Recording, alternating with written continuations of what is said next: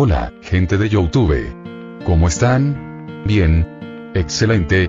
Bueno, aquí les traigo un nuevo fanfic, o quizá no, tal vez ya lo escucharon en otra parte, o tal vez no. El link del fanfic estará en la descripción, así que vayan y apoyen al creador para que se anime a sacar más capítulos. Bueno, ya los dejo con el fanfic. Así que nos vemos en el próximo video, cuídense mucho y que Dios los bendiga con mucho dinero. Y si no quieren dinero, entonces con muchos bebés. Capítulo 117. Camino neblinoso. 11 semanas después del secuestro de Stark Sitio, 009 Alex se encontraba sentado en su búnker jugando con SCP-99999 mientras pensaba en la posibilidad de invocar a un nuevo SCP. Ya habían pasado casi 3 semanas desde el último, y necesitaba hacerlo pronto. Aunque no era algo que esperara con ilusión. Menos aún, puesto que implicaría la aparición de 2 SCP en lugar de uno solo.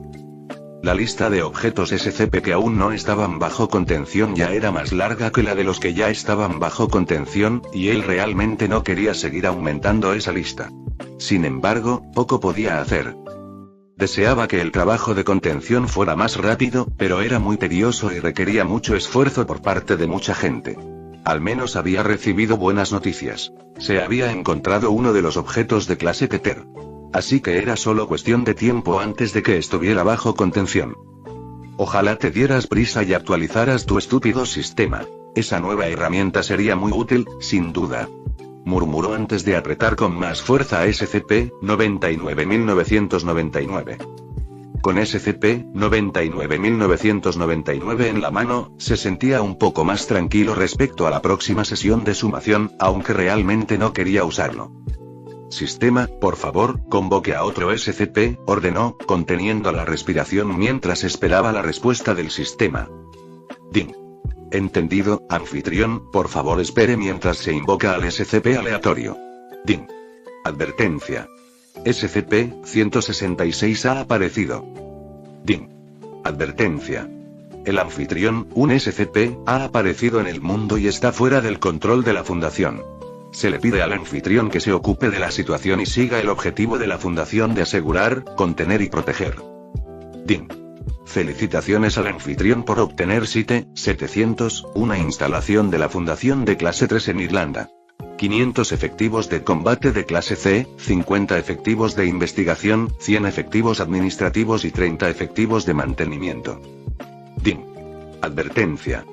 El anfitrión, un SCP, ha aparecido en el mundo y está fuera del control de la Fundación. Se le pide al anfitrión que se ocupe de la situación y siga el objetivo de la Fundación de asegurar, contener y proteger. Como era de esperar, recibió otra advertencia sobre la aparición de un SCP, pero desconocía cuál era. Solo podía esperar que no fuera algo demasiado grave. Confiaba en que, en cuanto el sistema terminara la actualización, podría averiguar de qué se trataba. Después de todo, el sistema había dicho que le permitiría ver la ubicación de todos los objetos SCP en tiempo real. Así que, dado que especificaba que se trataba de todos los objetos, esperaba que también pudiera identificarlos, y por lo tanto, seguramente sabría cuáles eran. Durante un rato, Alex se quedó sentado, observando los monitores frente a él. Si de repente sonaba alguna alarma, estaba listo para usar SCP-99999 de inmediato. Pero a medida que pasaban los minutos y no ocurría nada, suspiró aliviado. Supongo que el mundo no se acaba y, bueno, al menos este SCP-166 no es tan malo. Es más, podría no ser demasiado difícil de encontrar si aparece en un área similar a donde fue hallado en el universo SCP. Después de todo, no hay muchos lugares que encajen con esa descripción. En cuestión de segundos y tras dar unas cuantas órdenes, la gente se puso en marcha para revisar todos los lugares más probables, desde todos los lugares de culto católicos hasta donde vivió y murió la madre del objeto. Una vez hecho esto, se levantó y se dio la vuelta para marcharse, aunque no sin antes palpar el bolsillo donde estaba escondido SCP-99999, asegurándose de que seguía allí antes de abandonar el búnker. Toc, toc. Alguien llamó a su puerta, lo cual era extraño, ya que no esperaba a nadie, y desde luego tampoco había abierto la puerta a nadie. Quizás un vecino que se quedó fuera de casa, pensó mientras iba a abrir. Sí, ya voy, dijo en voz alta mientras abría la puerta. Afuera no había ni un vecino preocupado ni un vendedor ambulante. Al menos, eso creía él. En cambio, allí estaba lo que solo podía describir como un agente del servicio secreto. Traje negro, gafas de sol negras en el interior y un auricular. ¿Sí? ¿Puedo ayudarle? Sí, disculpe la molestia, doctor.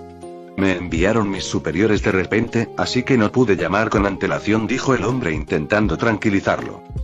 Me enviaron aquí para ofrecerle un trabajo muy bien remunerado, aunque también uno en el que se espera discreción, continuó. ¿Y por qué me hacen esta oferta?, preguntó, sintiendo cierta desconfianza hacia todo aquel asunto. Bueno, al parecer se necesitan los mejores cirujanos, y su nombre ya figura entre ellos. Así que me enviaron con la esperanza de contar con su ayuda para una operación. Le gustaba oír que lo consideraban uno de los mejores. Claro que él siempre lo supo, pero le sentaba bien oírlo de los demás. Bueno, sí, admito que soy bastante bueno, pero sigo sin entender por qué no fuiste al hospital y hablaste con ellos al respecto. Bueno, verá, se supone que es un secreto absoluto. Cuantos menos sepan, mejor. Además, la cirugía se realizará en un centro ya elegido donde deberá permanecer al menos 3 días, o 4 si supera la primera prueba. ¿Primera prueba?, preguntó, alzando las cejas con escepticismo. La idea de una prueba antes de realizar una cirugía crítica era inusual y añadía un halo de secretismo que, a la vez, le intrigaba y le inquietaba. Sí, una prueba de competencia para asegurar que estás a la altura. No hay nada de qué preocuparse para alguien de tu calibre, le aseguró el agente con suavidad, sugiriendo en su tono que se trataba de algo rutinario, aunque claramente no lo era en absoluto. Reflexionó sobre la situación, mientras su mente repasaba las posibles implicaciones y riesgos de aceptar una oferta tan ambigua. La idea de ser desafiado y reconocido como uno de los mejores era tentadora, pero el secretismo le generaba dudas. ¿Podría al menos decirme quién o en qué consiste esta operación?, preguntó, con la esperanza de obtener más información antes de tomar una decisión. Eso, lamentablemente, no puedo revelarlo en este momento. Recibirá toda la información necesaria una vez que apruebe la prueba inicial y acepte los términos de confidencialidad, explicó el agente con voz firme, indicando que no había margen para negociar los detalles en esta etapa. Así que no puedes contarme nada sobre esta operación supuestamente ultrasecreta y extremadamente difícil, preguntó, sin poder evitarlo. Si bien le interesaba el trabajo, no aceptaría embarcarse en algo así a ciegas. No puedo decir mucho. Para empezar, la operación no va a ser tan difícil. Simplemente, la persona que se va a someter a la cirugía es muy importante, por lo que se toman muchísimas precauciones, explicó el hombre, y él no pudo evitar asentir con la cabeza mientras escuchaba. Y puedo informarle sobre la compensación que recibirá.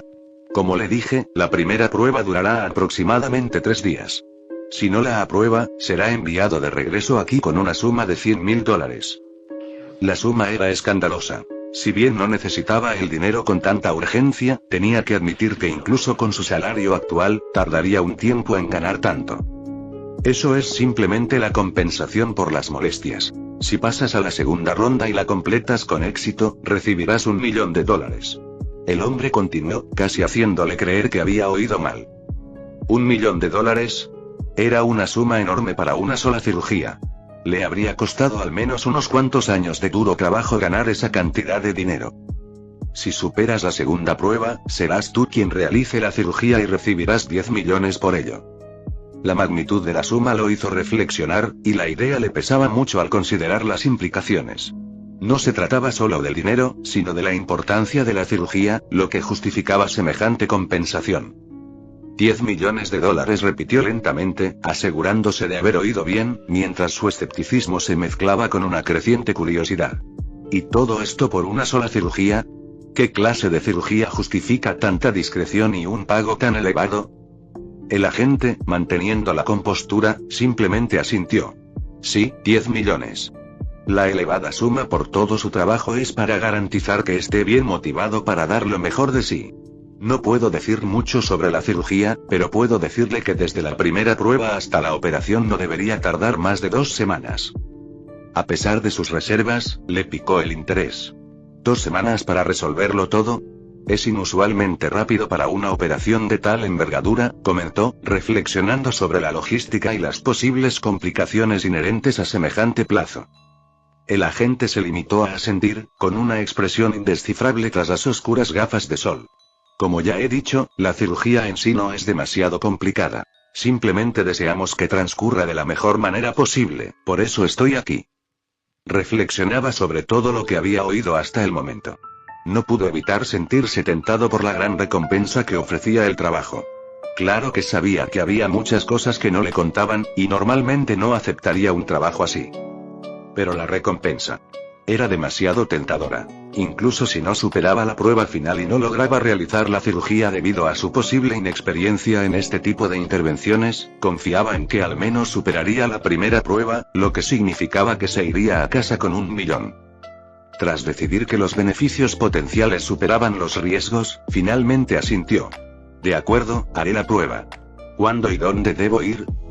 Excelente decisión, doctor, dijo el agente, con una leve sonrisa que delataba su satisfacción por haber conseguido su cooperación. Mañana por la mañana, a las 6, le recogerá un coche que le llevará al centro donde se someterá a la prueba de actitud inicial. Viaje ligero. Le proporcionaremos todo lo necesario. Entendido, respondió, mientras su mente ya repasaba posibles escenarios y se preparaba para los desafíos desconocidos que se avecinaban. Estaré listo. El agente le entregó un pequeño sobresellado. Aquí encontrará su autorización temporal y la dirección del centro, por si la necesita como referencia. No lo abra hasta que esté en el coche. Recuerde, la discreción es fundamental. Tomó el sobre, sintiendo su peso en la mano. Lo entiendo. Contarás con mi total colaboración. Cuando el agente se disponía a marcharse, gritó. Una cosa más. ¿Podría al menos decirme de qué se trata el problema médico? ¿Es un procedimiento quirúrgico estándar o debo prepararme para algo fuera de lo común? El agente se detuvo en la puerta y se giró ligeramente. Prepárese para lo inesperado, doctor. Pero tenga la seguridad de que está dentro de su ámbito de especialización. Cuando el agente se marchó, él se apresuró a terminar algunos asuntos antes de partir mañana por la mañana. Para empezar, quería empacar algunas cosas y necesitaba asegurarse de que alguien supiera lo que estaba haciendo. Claro, se suponía que todo era secreto, pero quería al menos avisar a la gente que estaba haciendo algo así. Para que fuera menos probable que desapareciera. ¿Alguna carretera, Natasha estaba muy nerviosa mientras conducía por la ruta que le habían indicado. No le asustaba un paisaje desolado. Lo que la ponía nerviosa era que la fundación se había puesto en contacto con ella y quería que fuera allí. Desde que regresó a Shell hace unas semanas, sinceramente no esperaba que la llamaran tan pronto. Era muy arriesgado. Fury aún podría estar vigilándola, y él no confiaba en nadie, y menos en ella en ese momento. No podía culparlo. Después de todo, llevaba un tiempo infiltrada en una organización enemiga. De hecho, se había unido a ellos y había regresado a Shell como agente doble. Estaba segura de que Fury desconfiaba, aunque solo fuera porque era parte de su personalidad. Por eso no entendía por qué la fundación corría ese riesgo. Sin embargo, mientras seguía conduciendo, se convenció de que se adentraba en una zona anómala, ya que una densa niebla apareció repentinamente sin previo aviso, reduciendo drásticamente la visibilidad. Maldita seas, Graves. ¿Por qué me hiciste conducir durante horas hasta aquí? Maldijo entre dientes mientras tenía que reducir la velocidad debido a la baja viabilidad del terreno. De repente, un faro apareció en su campo de visión, lo que la obligó a pisar el freno bruscamente y prepararse para el impacto. Pero este nunca llegó. Al alzar la vista, se percató de que el coche permanecía inmóvil en la carretera, y que no estaba solo. Al observar con atención, notó que se trataba de una barricada formada por coches. De reojo, divisó a alguien que se acercaba al vehículo. Con una pistola en la mano, esperó a que se acercaran. Cuando lo hicieron, suspiró aliviada. Maldita sea, Graves, ¿de qué va todo esto? ¿Sabes que se supone que debo estar infiltrada?, maldijo mientras salía del coche para saludarlo. No es mi decisión, Romanov, no es mi decisión. Ven aquí. Te han llamado para que veas esto, dijo, y la condujo tras la barricada. Allí, vio un edificio solitario, un restaurante familiar de estilo antiguo. Con un letrero que decía Mexico de Latin. Capítulo 118. 4 ancianos. ¿Un restaurante? ¿Todo esto para eso? ¿O hay algo más dentro? Natasha estaba bastante segura de que no se trataba solo de Graves intentando invitarla a una cita en ese restaurante tan remoto, así que supuso que debía haber alguna conexión con la Fundación SCP. Pero no veía nada de especial en alguien tan aislado. SCP-1295, un SCP de clase Keter con el potencial de aniquilar toda la vida en la Tierra si no se maneja con cuidado. Graves respondió con un tono bastante serio, y Natasha comprendió perfectamente por qué. Natasha era bastante nueva en todo el mundo de los SCP. Pero sabía que, si bien muchos de clase Keter eran peligrosos, no era un requisito, como en el caso del 835, que ya había visto. Ese no era tan peligroso, pero sí difícil de contener. Sin embargo, esto sí que parecía algo serio, algo que podría provocar un suceso de la clase XK. Por eso estaba nerviosa, sabiendo que estaba tan cerca de algo tan peligroso. ¿Hay alguna posibilidad de que puedas dar más detalles sobre este SCP después de haber soltado esa bomba? Probablemente ya se esperaba esa pregunta, pues Graves asintió antes de comenzar su explicación. SCP-1295, también conocido como el restaurante de Met, parece ser un restaurante común y corriente. Y, a juzgar por los indicios, es un restaurante normal y corriente, salvo por su ubicación remota. La gente que trabaja allí es gente perfectamente normal que no tiene ni idea de lo que es anormal. En todos los sentidos, son gente normal. La comida, en general, no tiene nada de especial. Es normal y aburrida, explicó lentamente. El verdadero objeto SCP no es el restaurante en sí, sino 4 de sus comensales. Ellos son la razón por la que estamos aquí, la razón por la que se está instalando un puesto avanzado, la razón por la que la fundación paga a la gente para que coma aquí todos los días, solo para asegurar que este lugar siga abierto. Natasha no pudo evitar intentar mirar dentro del restaurante y buscar clientes con aspecto sospechoso. Algunos los llaman los 4 jinetes del apocalipsis. Aunque yo, personalmente, no iría tan lejos, al menos no sin confirmación de las altas esferas, dijo, y le entregó una pequeña tableta holográfica. ¿No estás usando el confiable papel hoy?, preguntó ella, sin poder evitarlo, mientras abría rápidamente el dispositivo y accedía a los archivos. Graves ni siquiera se molestó en responderle. Simplemente le dio tiempo para leer. El dispositivo contenía solo 4 archivos, etiquetados como SCP-1295-1, SCP-1295-2, SCP-1295-3 y SCP-1295-4. Cada archivo era pequeño, pero contenía información importante. SCP-1295-1 era un anciano blanco. En la fotografía, Natasha no vio nada fuera de lo común, pero el resto de su expediente era bastante escalofriante. Si alguna vez se le impedía el acceso al restaurante o se le expulsaba contra su voluntad, comenzaría a afectar a cualquiera que se encontrara en un radio a su alrededor. Todo comenzó en una pequeña área de apenas 100 metros a su alrededor, donde todos se volvieron extremadamente letárgicos y mostraron una total falta de instinto de supervivencia. La combinación de ambos efectos fue suficiente para matar a cualquiera que se encontrara en esa zona. A medida que se cansaban, sin ganas de moverse y sin instinto de supervivencia, simplemente se tumbaban y morían de sed, demasiado agotados para moverse y beber. Peor aún, la zona se expandiría con el tiempo, pudiendo afectar repentinamente al mundo entero. SCP-1295-2 también era un anciano blanco. De nuevo, su imagen no tenía nada de especial, aunque su efecto o poder era diferente. En primer lugar, tardaba más en manifestarse y su área de efecto era 5 veces mayor que la de SCP-1295-1. Quienes estuvieran bajo su influencia perderían la capacidad de distinguir entre materia comestible y no comestible, y a menudo se pondrían en peligro o intentarían consumir sustancias peligrosamente dañinas. El efecto se extendería 1 kilómetro completo por hora, hasta cubrir por completo la planta. SCP-1295-3 era otro hombre de apariencia normal. Sus efectos también eran únicos y se diferenciaban de los demás en varios aspectos.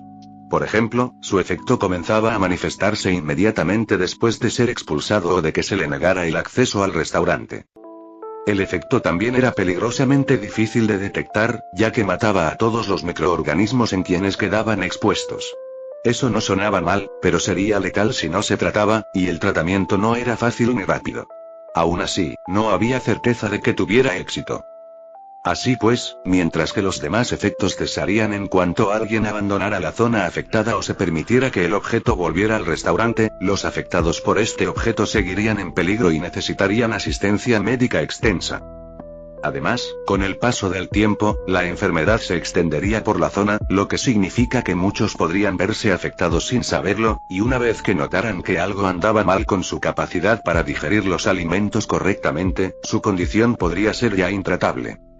Finalmente, SCP-1295-4 también era simplemente un anciano blanco, y su efecto era prácticamente lo opuesto al de SCP-1295-1, ya que los afectados experimentaban un fuerte aumento de los instintos de autoconservación, hasta el punto de la paranoia y la hipocondría aguda.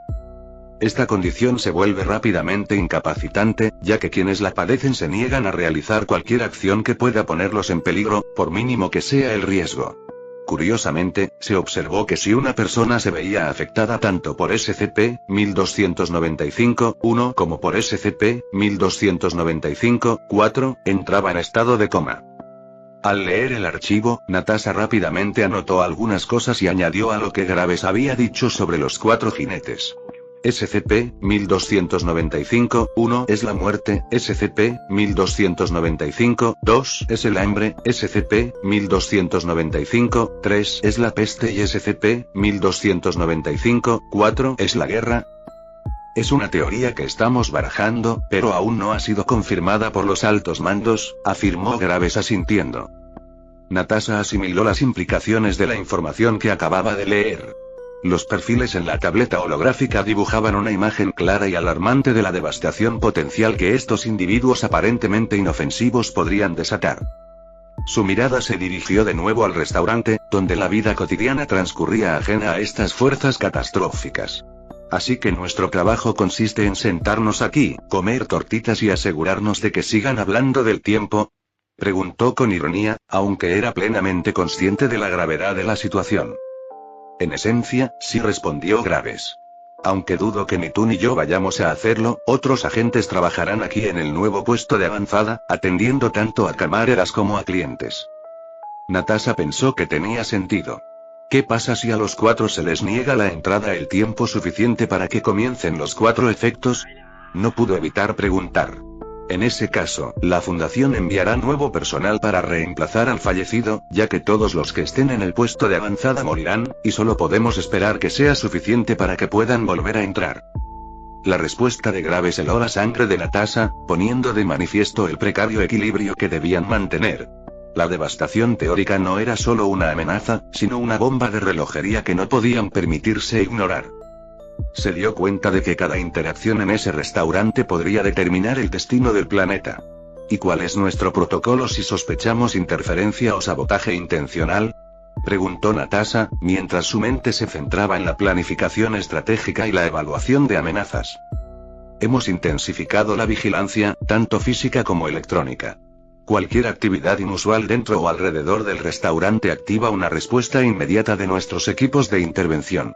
También contamos con planes de contingencia que incluyen negociaciones diplomáticas con las autoridades locales para garantizar que el restaurante permanezca operativo y accesible en todo momento, explicó Graves con voz firme pero seria. Natasha asintió, comprendiendo las múltiples medidas de seguridad y la magnitud de su responsabilidad.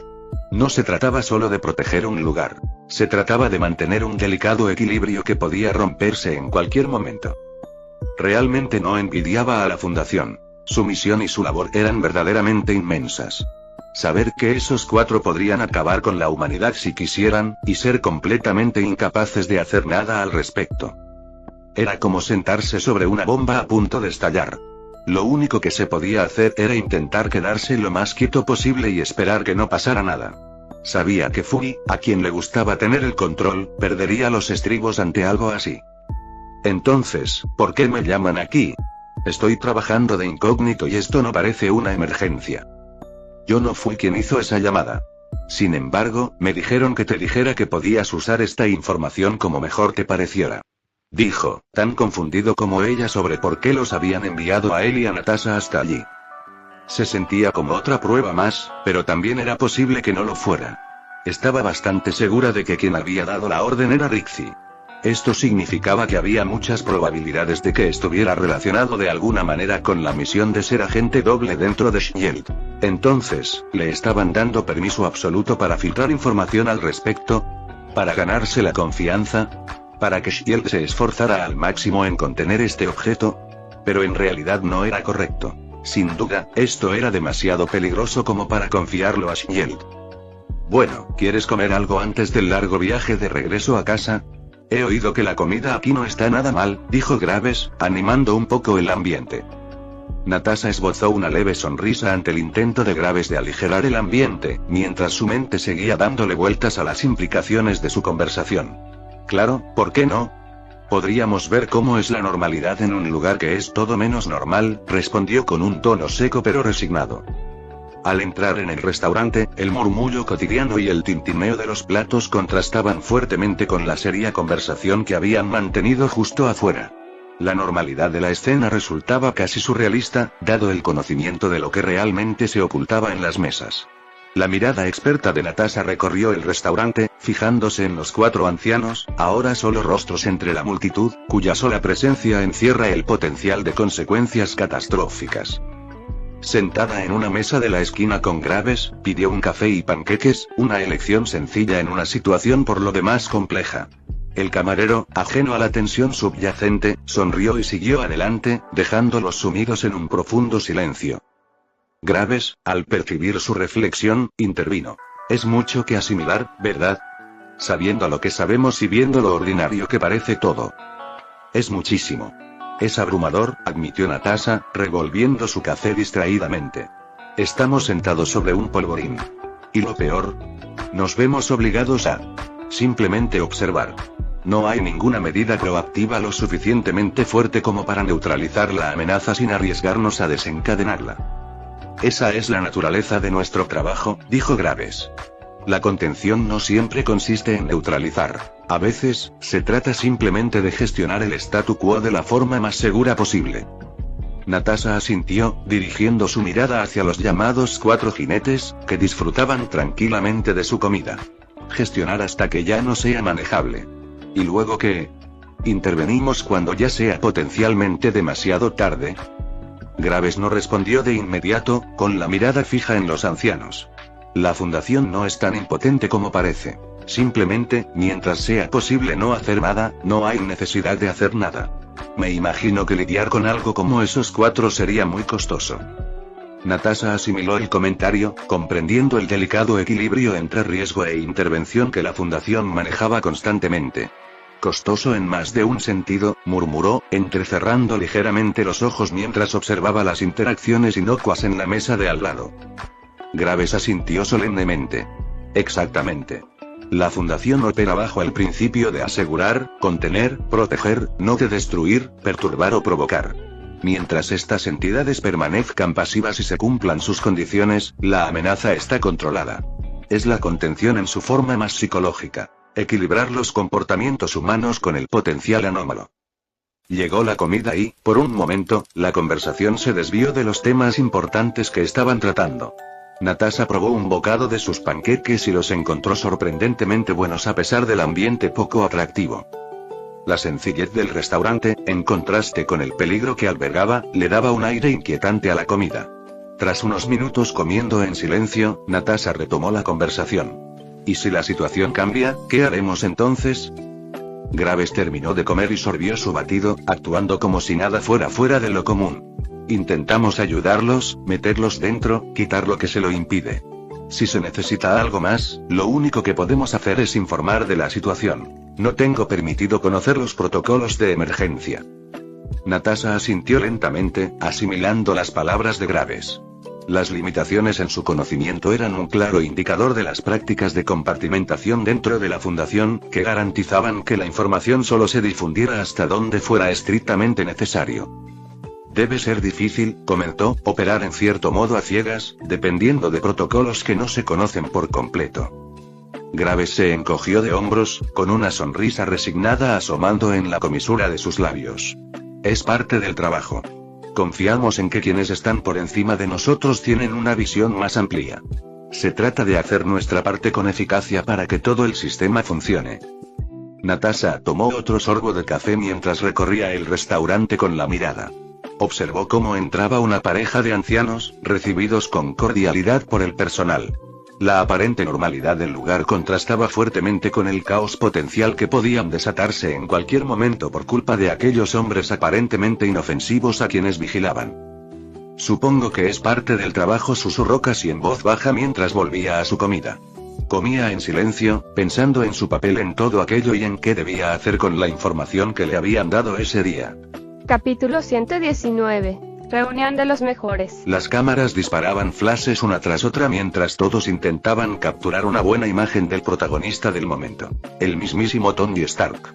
La noticia de su milagrosa supervivencia había conmocionado al mundo, y ahora todos querían verlo. Por suerte, había organizado una rueda de prensa para cuando aterrizara de vuelta en Estados Unidos.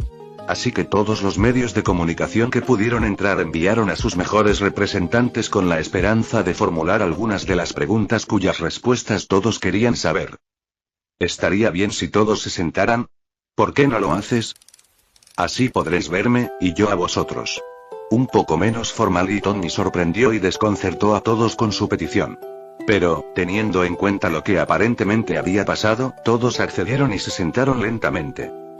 Mientras comía su hamburguesa, le dijo algo en voz baja a Obadiah Stane. Luego, lo dijo en voz alta para que todos en la sala lo oyeran. Nunca pude despedirme de mi padre, comenzó. Hay preguntas que le habría hecho. Le habría preguntado qué opinaba sobre lo que hacía su empresa. Hizo una pausa. Si tenía dudas, si alguna vez las tenía. O tal vez era exactamente el hombre que todos recordamos de los noticieros. Reinaba la confusión entre la multitud. Nadie sabía a dónde quería llegar con todo aquello, pero nadie se atrevía a decir nada, pues no veían una faceta tan inusual y emotiva del famoso playboy Tony Stark. Vi a jóvenes estadounidenses morir a manos de las mismas armas que yo creé para defenderlos y protegerlos. Y vi, todos contuvieron la respiración. La sensación de que algo grande estaba a punto de suceder llenó la sala.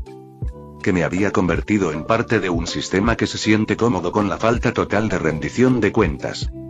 Ante esto, la gente allí reunida no pudo permanecer en silencio por más tiempo y comenzó a hacer preguntas, tratando de llamar su atención.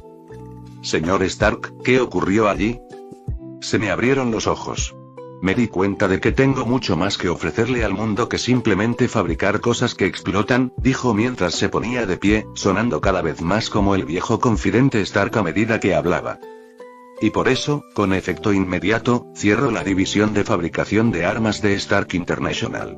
Ni siquiera había podido terminar cuando la multitud se puso de pie y empezó a gritar pidiendo comentarios, aclaraciones y una lluvia de preguntas. Sin embargo, los ignoró y continuó, hasta que llegue el momento en que pueda decidir cuál será el futuro de la empresa. Aunque Obadiah intentó detenerlo, se negó a ceder. ¿Qué rumbo debería tomar? Uno con el que me sienta cómodo y que sea coherente con el mayor bien para este país. Para cuando terminó, lo habían empujado del escenario mientras Stane intentaba calmar a la multitud y arreglar el desastre que había provocado. En la televisión, la irritante voz de Jim Cramer se combinaba con su cara de tonto mientras presentaba su última recomendación para los mercados bursátiles. Stark Industries. Tengo una recomendación. ¿Listos? ¿Listos? Con una risa tonta, pulsó un botón y se oyó su propia voz. Vender, vender, vender. Abandonen el barco. ¿Te suena el Hindenburg? Dijo en voz alta y continuó diciendo que Tony estaba completamente loco. Quiero que alguien compruebe si ese hombre no es un objeto SCP. Seguramente nadie puede estar tan equivocado como él sin que haya algo anómalo, dijo Alexander Rixey mientras apagaba el televisor. Durante un tiempo, en muchos hogares de Estados Unidos, muchos probablemente escuchaban y vendían sus acciones. En la casa del capo del crimen más grande del mundo, una de las personas más ricas del planeta, un hombre que se suponía que había muerto hacía meses tenía planes muy diferentes. Y compren, compren, compren. Quiero la mayor cantidad posible de acciones de Stark. No hay necesidad de andarse con rodeos. De hecho, asegúrense de recomendarle también a O5-3 que compre. La fundación no debería perderse esta oportunidad. Como conocedor de la trama de las películas de Iron Man, Alex sabía perfectamente que, muy pronto, las acciones de Stark se dispararían, superando con creces incluso su máximo histórico. Esto convertiría a Tony en el hombre más rico del mundo, y si Alex jugaba bien sus cartas, su propia fortuna también aumentaría.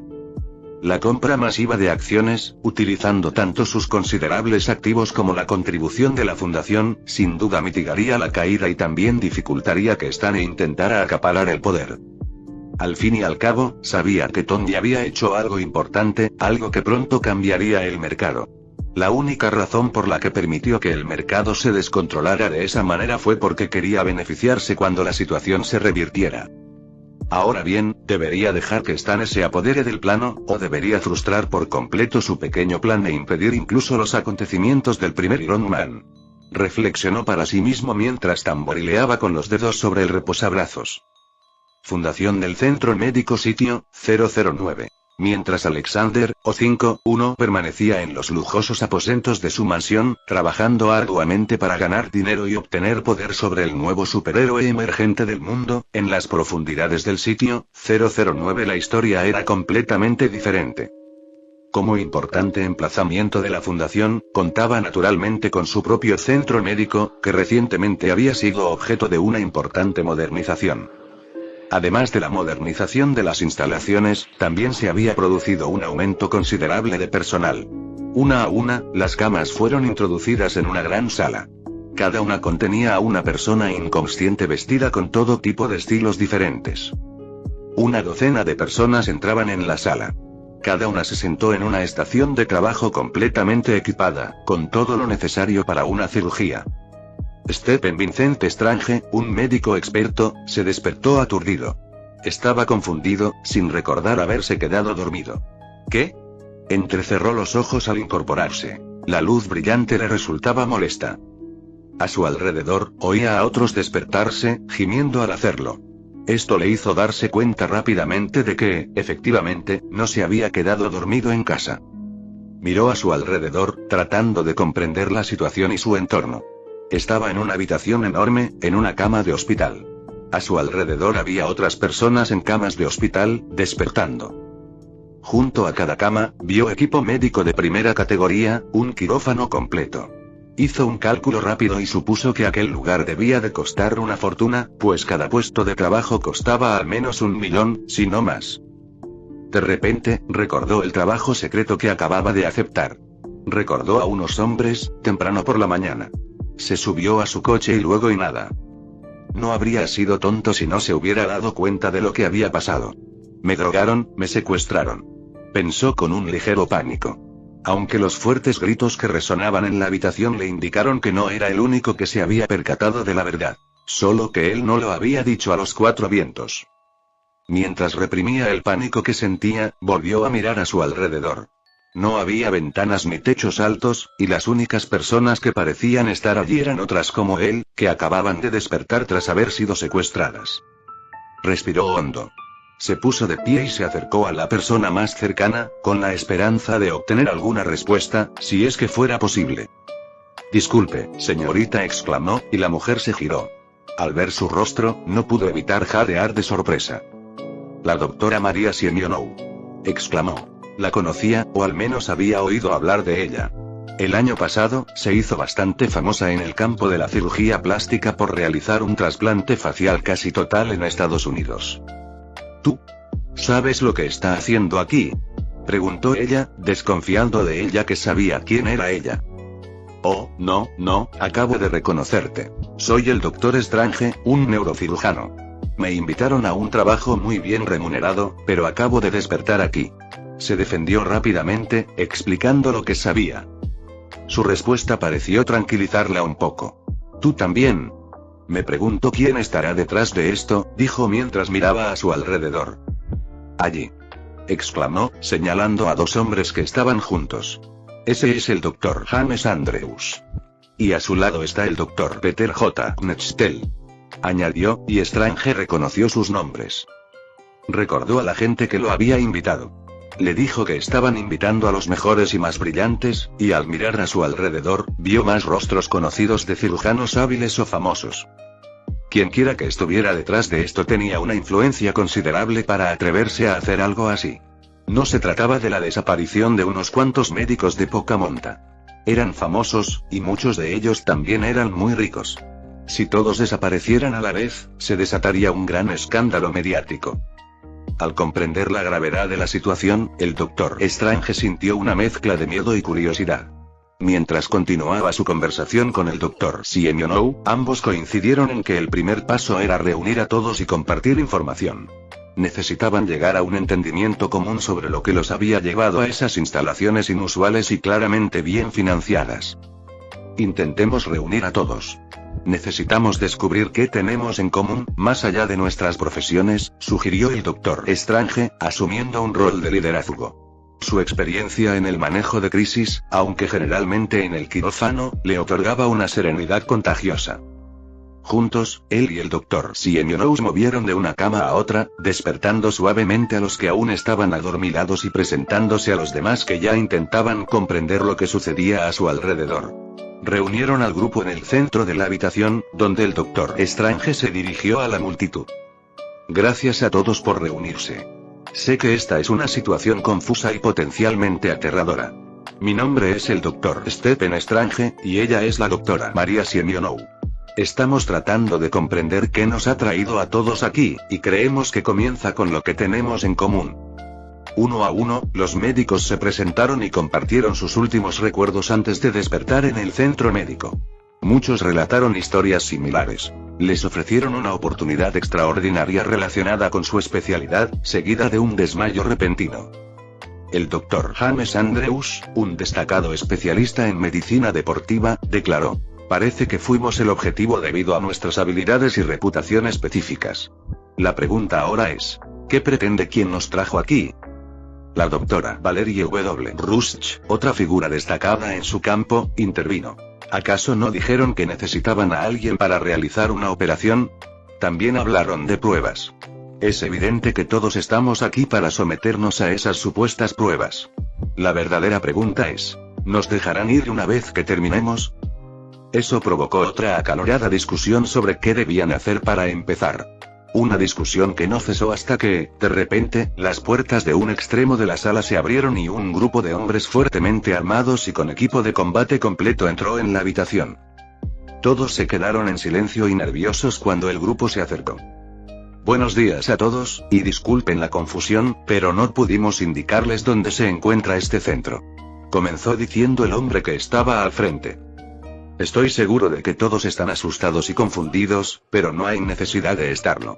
Simplemente están aquí para hacer aquello para lo que han sido entrenados. Realizar cirugías, continuó.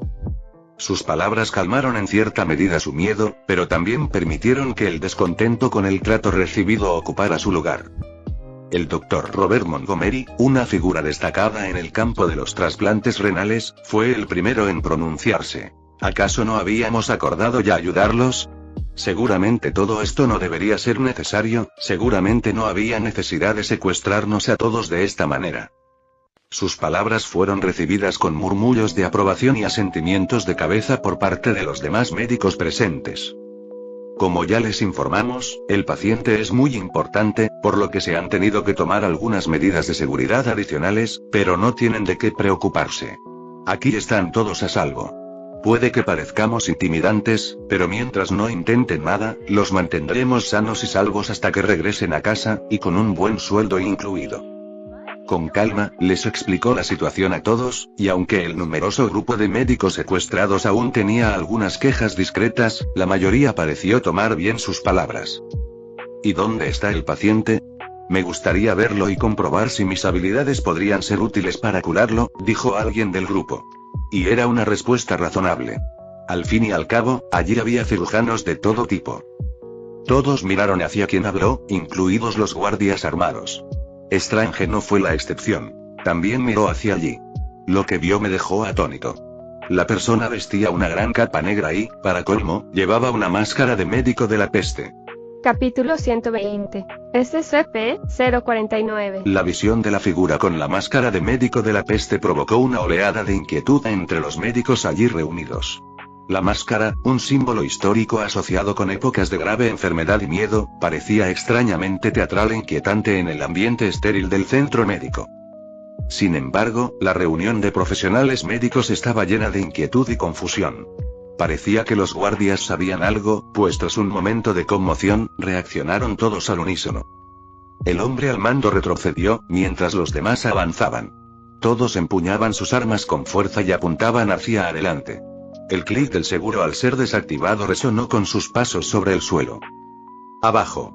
Gritaron todos al unísono mientras apuntaban al médico de la peste. Su líder también gritó por la radio. Fuga de contención. Código doble negro. Repito, brecha de contención, código doble negro. Lo que sucedió a continuación fue un auténtico caos. Apenas gritó por la radio, las alarmas comenzaron a sonar con fuerza, las luces rojas inundaron la habitación y todos los médicos con un mínimo de sentido común se alejaron rápidamente lo más posible de la persona vestida como un médico de la peste. A pesar de ser blanco de todas esas armas y de que los guardias le gritaban que se tirara al suelo, permaneció de pie con calma. Falta de contención. Código doble negro, evacuación de todo el personal esencial en curso. Los altavoces emitían mensajes automatizados mientras más guardias llegaban corriendo, formando un gran círculo alrededor del médico de la peste, mientras que el resto de los médicos fueron arrinconados lejos de él, aunque incluso a ellos les apuntaban con armas.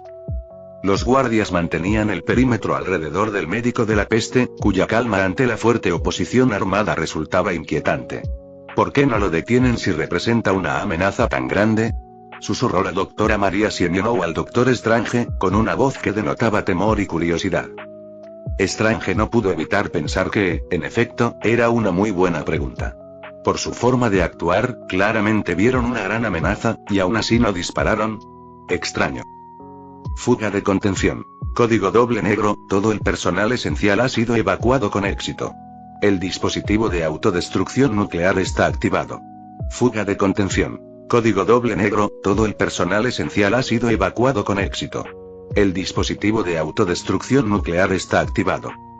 Cuando la alerta resonó por los altavoces, se produjeron dos reacciones muy diferentes en la sala. Los guardias, soldados o lo que fueran parecieron calmarse un poco, mientras que el resto, incluido Strange, sintieron pavor y miedo. El pánico se apoderó de los médicos. Su miedo era palpable al comprender la gravedad de las medidas que se estaban preparando. Sin embargo, las armas seguían apuntándoles, lo que les impedía moverse o incluso levantarse del montón donde estaban apiñados. Protocolo de emergencia Alfa Romeo Omega en vigor. Todo el personal con autorización de rango 3 o superior puede activar manualmente el dispositivo nuclear con el código de activación verbal SHI 1122Z. Protocolo de emergencia Alfa Romeo Omega en vigor. Todo el personal con autorización de rango 3 o superior puede activar manualmente el dispositivo nuclear con el código de activación verbal SHI 1122Z. Otro mensaje alarmante resonó en la sala, aumentando el miedo entre todos. Strange no pudo evitar maldecir al líder. Les acababa de asegurar que no corrían peligro, y ahora podían ser vaporizados por llamas nucleares en cualquier momento. Odiaba sentirse tan impotente, no tener ningún control. Ni siquiera sabía qué estaba pasando. Cualquier momento podría ser el último, y ni siquiera sabría por qué aquel extraño vestido de médico de la peste había provocado todo aquello. ¿Y quién era la persona a la que se suponía que debían operar, cuya seguridad estaba en riesgo y que requería armar una bomba nuclear? Seguramente, ni siquiera el presidente era tan importante. SCP-049. Estás rodeado, déjate contener obedientemente o abriremos fuego. Alguien gritó. Ahora bien, todo esto no tiene sentido. Solo vine a ayudar. Oí que buscaban un médico, así que vine a ofrecer mi ayuda. El médico de la peste dijo con calma, sin mostrar el menor temor a sus armas. Los hombres no respondieron, pero tampoco abrieron fuego. Esto hizo que Strange y el resto de los médicos, que se acobardaron y escucharon, se preguntaran por qué no lo habían hecho. No esperábamos que estuvieras aquí, y este nivel de operación está por debajo de ti. Además, el paciente es tímido y no se presentará ante ti. Pero si aceptas ser trasladado a otro sitio para su contención, accederemos a proporcionarte sujetos de prueba para ayudarte en tu cura. El líder dio un paso al frente y habló. El médico de la peste permaneció en silencio, como sopesando las palabras y la oferta. Luego volvió a mirar a los médicos acobardados. Supongo que no tengo muchas opciones. Si me resisto, usarán esa bomba suya, lo cual será muy desagradable. El jefe de la guardia asintió. Correcto, ahora deberán seguir el procedimiento adecuado para el transporte. Espero que continúen acatándolo. Dijo mientras más hombres entraban apresuradamente en la habitación, empujando una gran caja metálica. Parecía que no hacían falta más palabras, pues bajo las luces rojas intermitentes, las alarmas ensordecedoras y los constantes mensajes automáticos, el extraño hombre disfrazado entró silenciosamente en la caja que se cerró tras él. La puerta se cerró con llave y Strange observó cómo levantaban la caja y la movían. Los guardias seguían apuntándole con sus armas, aunque el médico de la peste ya no estaba a la vista. ¿Quién quiere asumir la culpa de este desastre?, preguntó una joven mientras se acercaba al hombre a cargo, con un tono de voz que sugería que en realidad no buscaba voluntarios. En realidad no tenemos la culpa, seguramente el responsable debería asumir la responsabilidad de nuevo, dijo otra persona, quien quiera que estuviera al mando ahora que el líder se había ido. Tú no estás al mando, así que cállate la puta boca. Esto va a llegar hasta los altos mandos y tenemos que asegurarnos de que no nos afecte a nosotros. Le siseó. Solo seguíamos órdenes e hicimos todo lo que pudimos. El líder protestó, pero la mujer le dio un golpe en la cabeza. Dejaste que esa cosa entrara en las instalaciones y que amenazara a todo el personal. Fracasaste estrepitosamente y los superiores nos van a castigar severamente, así que si no quieres ser tú quien termine despedido o, peor aún, degradado a clase B, será mejor que encontremos a otro que cargue con la maldita culpa. Siseó. Bien, bien, tú estás al mando. El hombre refunfuñó, claramente descontento con su puesto. La mujer sonrió y luego miró a su alrededor. Su mirada se posó rápidamente en Strange y frunció el ceño. «Mierda, ¿qué hacemos con todos ellos?», le preguntó al hombre al que acababa de sucederle. «Bueno, la mayoría los trajo aquí para hacer un trabajo, ¿no estaría bien dejarlos continuar según lo planeado al menos hasta que recibamos nuevas órdenes?», preguntó el hombre. La mujer se encogió de hombros y se giró hacia Strange y los demás. «Muy bien, volvamos al trabajo. La alarma era una falsa alarma, un simulacro, y todos fallaron. Ahora, volvamos a la tarea que nos ocupa», dijo, y todos la miraron fijamente. Ni uno solo creyó una palabra de lo que dijo. No era un simulacro, no era una falsa alarma. Pasar a lo que pasara, los responsables estaban listos para hacerlos volar a todos por los aires. «¿Quién demonios es ese?», preguntó alguien. «¿Qué demonios acaba de pasar?», preguntó alguien más.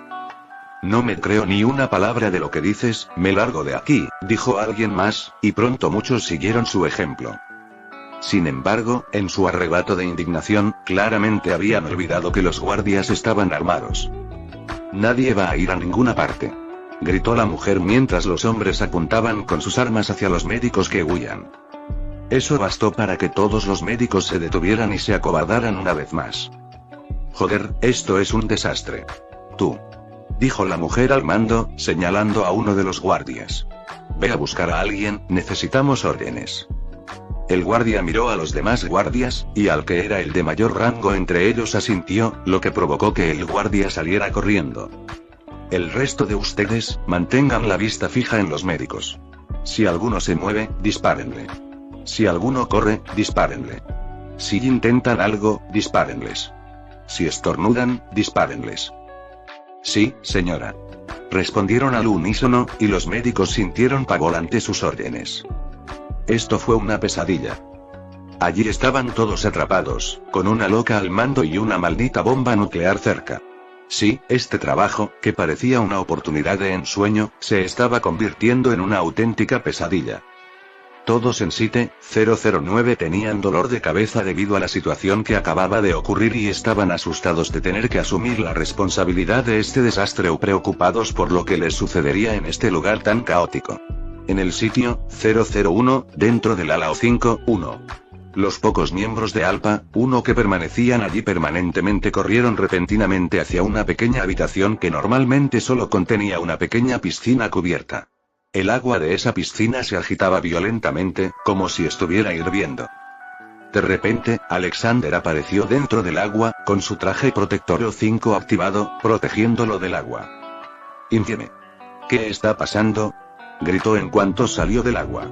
Hacía solo unos instantes que estaba en su oficina. Todo transcurría con normalidad, y de repente se produjo una brecha de contención de código doble negro. Estaba furioso y quería saber qué demonios estaba pasando. El miembro de ALPA-1 saludó. Señor, se detectó SCP-049 dentro del sitio 009, y el comandante del sitio activó el protocolo de emergencia Alfa Romero Omega. Alexander frunció el ceño y miró fijamente al guardia. ¿Cómo demonios había entrado SCP-049 en un sitio real sin que se dieran cuenta? Un momento, ¿49? ¿Cuándo fue citado ese tipo?, pensó de repente, incapaz de recordar ninguna mención de él. Tráiganme un informe completo, voy a mi sala de crisis, manténganme al tanto de todos los detalles, ordenó mientras comenzaba a caminar por los pasillos, dejando tras de sí huellas mojadas. Ni siquiera sabía a dónde demonios iba, pero tenía muy claro que lo averiguaría, y para ello necesitaría acceder a sus archivos. Su recorrido por el lugar fue rápido, y pronto se encontró frente a una pared. Soy U5-1, ALPA-1, código 30994, 2018-01, permítanme el acceso. Habló por un micrófono y, al poco tiempo, una gran parte de la pared se abrió, revelando una habitación. La habitación era muy parecida a su propio búnker en el sitio 009, solo que mejor en todos los sentidos, con una gran terminal de computadora, mucho más avanzada que la de su casa, paredes llenas de carpetas con información importante, copias de archivos SCP, procedimientos de emergencia y mucho más. Lo único que no era igual era la silla, que era un poco demasiado blanda para su gusto. Se sentó rápidamente y activó el ordenador. Lo primero que hizo fue buscar el archivo de SCP-049, asegurándose de saber con qué estaba tratando, pues aunque tenía una buena idea de qué objeto era, necesitaba estar seguro. No tardó mucho en encontrar el archivo correcto. SCP-049. El Doctor de la Peste. Clase de objeto. Euclides.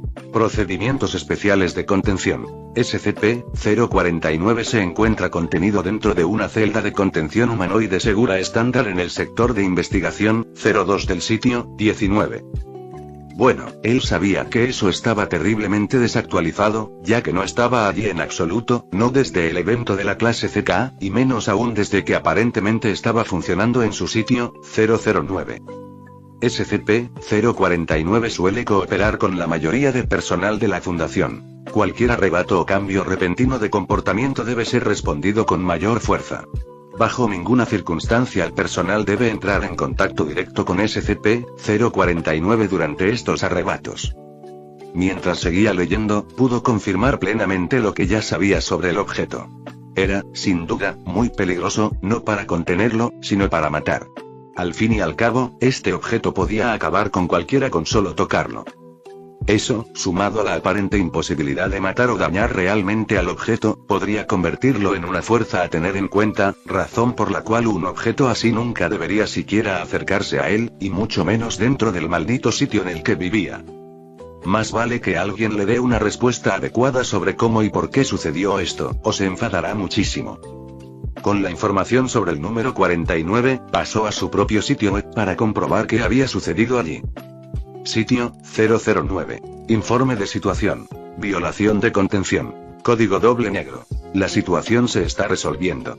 SCP-049 está cooperando con el transporte al sitio 19, sitio 009, y retomará los protocolos de contención habituales una vez que se haya realizado una inspección completa de las instalaciones.